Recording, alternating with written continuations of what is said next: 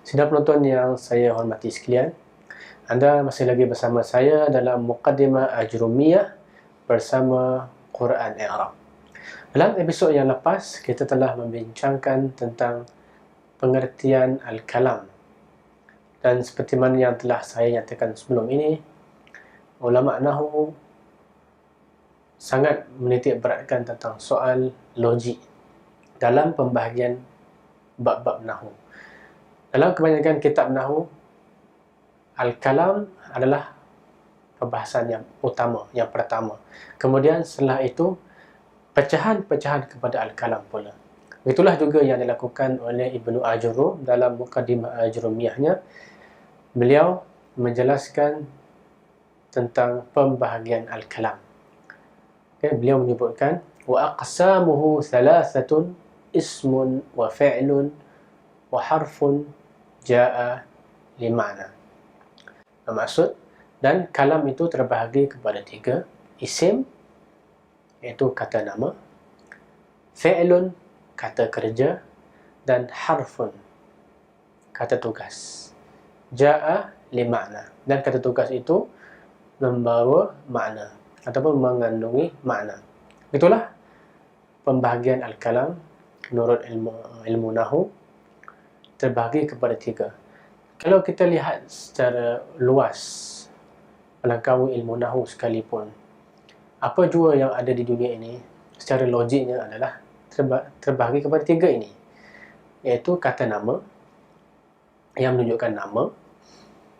Yang kedua, kata kerja, yang menunjukkan perbuatan atau kejadian. Dan kata tugas, iaitu kata yang tidak mengandungi makna, kecuali untuk menghubungkan ataupun mengandungi tugas-tugas tertentu dalam sesebuah ayat.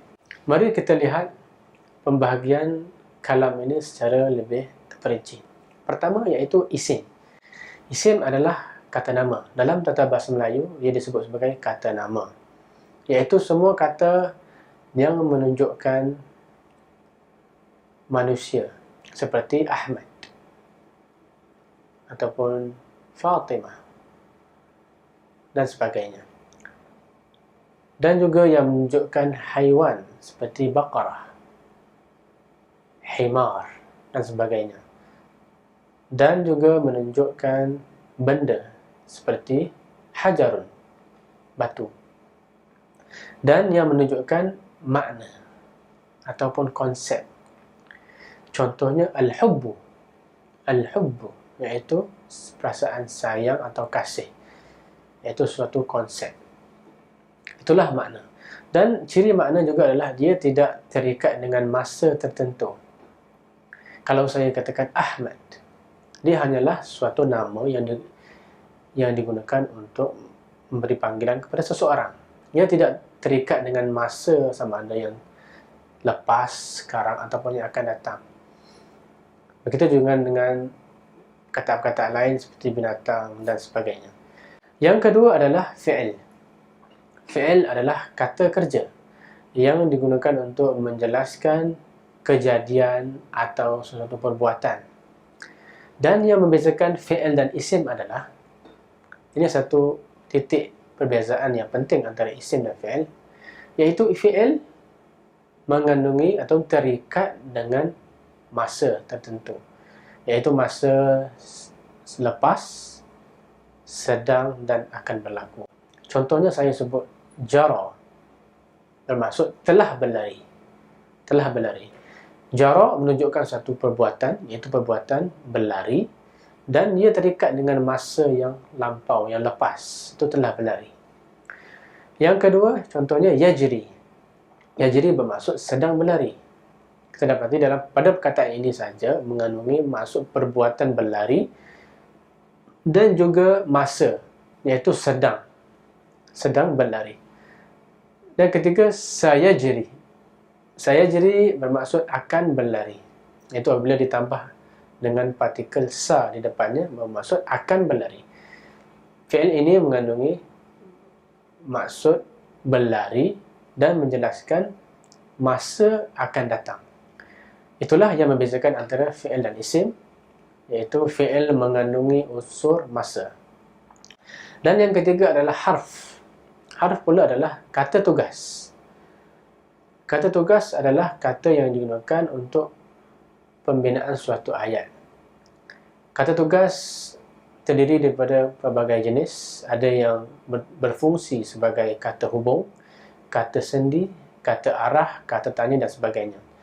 Itu kata-kata yang tidak mempunyai makna pada dirinya sendiri, tetapi ia adalah kata tugas yang menghubungkan isim, fi'il, ataupun isim dan isim, ataupun fi'il dan fi'il. Begitulah seterusnya. Jadi inilah pembahagian al-kalam. Dalam matanya Ibnu Ajurum ada menyebutkan wa harfun ja'a li makna. Mengapa harf dikaitkan dengan ja'a li makna? Ja'a li makna bermaksud mengandungi makna. Di sini Ibnu Ajurum ingin membezakan antara harf yang membawa maksud kata tugas dan juga harf yang membawa maksud huruf hijaiyah seperti alif, ba, ta sehingga ya. Dalam bahasa Arab, satu perkataan yang sama digunakan untuk dua makna. Itu dalam ilmu nahwu ini. Harf yang pertama adalah harf yang sedang kita bincangkan, iaitu kata tugas, dan harf kedua membawa maksud huruf hijaiyah seperti alif, ba, ta dan sebagainya. Jadi ja'a li makna di sini untuk membezakan antara harf mabna dan harf makna. Harf makna adalah kata tugas. Harf mabna adalah kata ataupun huruf abjadiyah, huruf hijaiyah. Baiklah, seterusnya saya akan mempraktikkan apa yang telah kita pelajari mengenai pembahagian al-kalam ini dalam perisian Quran Arab. Dalam episod yang lepas, saya telah menceritakan sedikit mengenai kelebihan yang ada pada Quran Arab, iaitu fungsi warna. Warna biru bagi isim, warna merah bagi warna hijau bagi kata kerja, dan warna merah bagi kata tugas. Jadi anda boleh melihat perbezaan antara golongan kata dalam Al-Quran melalui warna. Kita pergi kepada kata nama terlebih dahulu. Saya sebutkan tadi bahawa kata nama itu adalah kata nama yang digunakan, kata yang digunakan untuk menjadi panggilan kepada manusia, haiwan, binatang, tumbuhan, ataupun konsep ataupun makna. Kita melihat pada surah Al-Kahfi ayat yang pertama. Alhamdu. Alhamdu adalah segala puji. Segala puji. Kita lihat dari segi makna, Alhamdu adalah kata nama. Kata nama kerana apa? Kerana ia adalah satu konsep, ia adalah satu makna. Kita pergi pada makna. Dia adalah makna. Makna kepujian. Segala puji. Saya telah sebutkan juga bahawa isim adalah satu kata yang tidak terikat dengan masa. Alhamdu adalah satu konsep, jadi dia adalah isim. Dan untuk menguatkan lagi bahawa Alhamdu adalah isim, dia tidak terikat dengan masa. Dia bukan, dan ia juga tidak menunjukkan perbuatan ataupun suatu kejadian. Dia hanyalah satu konsep itu atau makna kepujian. Pada kata nama Allahi diwarnakan dengan warna biru kerana ia isim. Cuma kita boleh memikirkan kenapa ia isim, kerana ia adalah nama yang digunakan untuk zat yang agung, lafzul jalalah, nama yang digunakan untuk zat yang agung, iaitu Allah Subhanahu Wa Taala. Dan Allah juga menyebutkan dalam Al-Quran bahawa dia mempunyai 99 nama. Allah adalah nama, jadi ia adalah isim. Allazi juga adalah kata nama. Yang allazi membawa maksud yang. Kata yang ini memerlukan perbahasan yang lebih lanjut, jadi saya tinggalkan terlebih dahulu. Abdihi, abdi juga ditandakan sebagai isim kerana apa? Kerana ia adalah merujuk kepada manusia. Hamba merujuk kepada manusia, jadi dia isim. Jadi dia isim. Kemudian he ini nampak seperti kecil, tapi dia adalah isim kerana ia juga merujuk kepada he ni, nya ni huruf besar merujuk kepada Allah. Jadi apa yang merujuk kepada Allah juga adalah isim. Dhamir, kata ganti nama ni adalah isim. Alkitab, kitab ini kita boleh kategorikannya dalam benda ataupun benda. Alkitab, jadi dia adalah isim.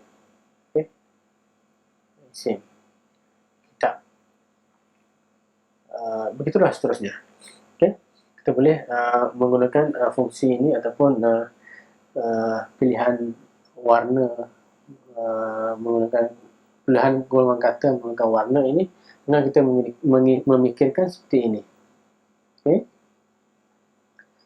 Kemudian kita pergi kepada kata kerja. Kata kerja dalam 4 ayat yang pertama dalam surah Al-Kahfi ditanda dalam terdapat dalam beberapa perkataan, iaitu anzala, yaj'al, liyunzira, yubashshir, ya'maluna, yunzir, qala. Ini walaupun qala asalnya adalah qala, tapi bila dimasukkan dengan u ni adalah mereka, merujuk kepada mereka. Ini asalnya qala, ittakhadha. Lihat pada anzala. Anzala maksudnya untuk mendalami mengapa ia dikatakan fi'il. Kita lihat pada maknanya menurunkan. Dan dia juga menurunkan, menunjukkan satu perbuatan. Perbuatan menurunkan sesuatu maksudnya salah satu perbuatan. Perbuatan menurunkan sesuatu dari tempat yang tinggi kepada tempat yang bawah, yang lebih rendah. Dan juga ia mengandungi unsur masa. Bagaimana anda tahu? Kerana ia ada telah. Seperti ini yang telah sebutkan. Fi'il mengandungi unsur masa. Telah. Allah telah menurunkan. Yaj'al. Yaj'al juga dipilih, diwarnakan dengan warna hijau kerana dia adalah fi'il. Apa maksud yaj'al? Dan dia tidak menjadikan.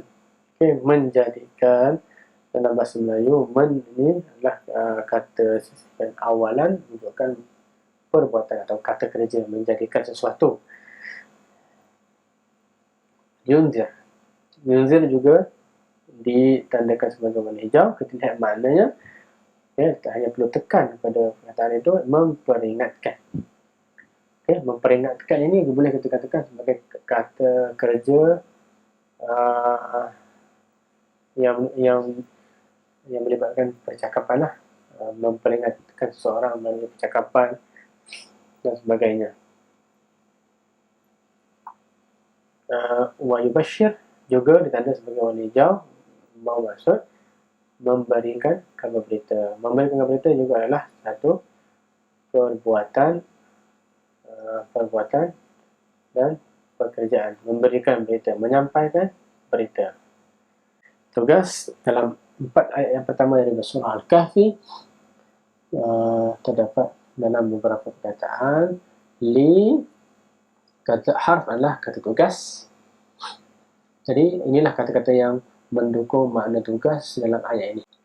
Ataupun kita ambil wa. Wa di sini ditanda sebagai warna merah kerana ia adalah kata tugas. Apakah tugasnya? Kita boleh lihat ada pilihan di bawah. Wazifah, tugas. Fungsinya tutorialnya dalam bahasa Inggeris. Atfu al-jumat. Atfu bermaksud menghubungkan. Connect words, menyambungkan. Connect words or sentences, untuk menyambungkan antara perkataan ataupun ayat. Alhamdulillah, kita telah pun memperhatikan pembahagian Al-Kalam melalui perisian Quran Arab, dan saya harap sidang penonton yang dihormati sekalian telah pun memahami makna isim, fi'il dan harf melalui fungsi warna yang telah disediakan dalam perisian Quran Arab, iaitu warna biru untuk kata nama, warna hijau untuk kata kerja, dan warna merah untuk kata tugas. Mudah-mudahan dengan menggunakan perisian Quran yang Arab ini, kita dapat menghayati pembacaan Al-Quran dan kita juga dapat memahami maklumat-maklumat linguistik, maklumat-maklumat bahasa mengenai setiap perkataan yang terkandung dalam Al-Quran. Dengan itu saya akhiri episod ini dengan wabillahi wattaufiq wal hidayah. Wassalamualaikum warahmatullahi wabarakatuh.